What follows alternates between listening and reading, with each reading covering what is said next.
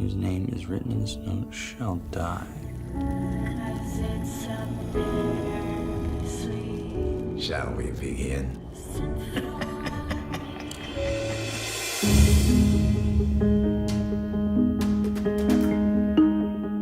It's not like you're just going, word by word, like Sin City or something like that. It's more like how they do the Batman films, where you're taking pieces of, storylines and characters, and you're kind of doing your own thing with it. It was an interesting process because, you just kind of have to let certain things go and know that, that if you're looking for a little adaptation, that, you just kind of have to keep an open mind and just see what we've kind of done. And I think we've really honored the source material thematically while doing something kind of fresh with it.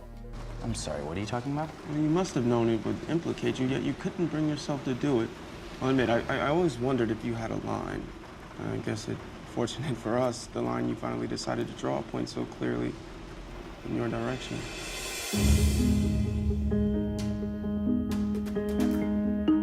This movie, which I thought was kind of cool, is that he starts off as just kind of an immature kid that has this view of everything in black and white, and then slowly starts to realize that there's a gray area, and you can't just go around killing people. It starts off as things being sort of simple, and then realizing that things are not, and that you have to kind of deal with things complexly.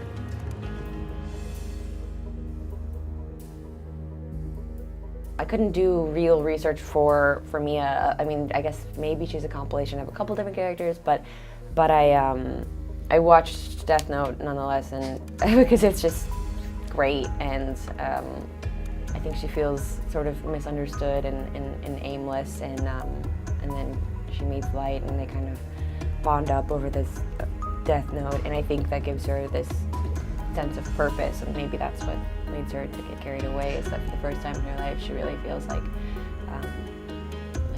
she's relevant and that she can make an impact in the world. Do you think that I'm crazy? I think you're not crazy enough. We could change the world.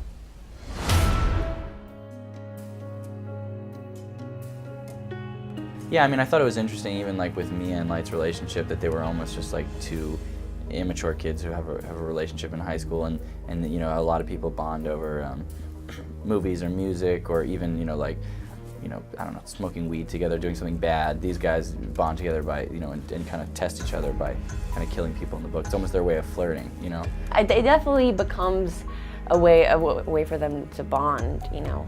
I think we kind of tried to make it like some high schoolers are bonding over what music they love or movies, and kind of making it similar to that feeling, only it's the Death Note. Yeah, because it's mixed in with all of that young love and passion, and maybe she's slightly irrational at some points, you could argue, but yeah.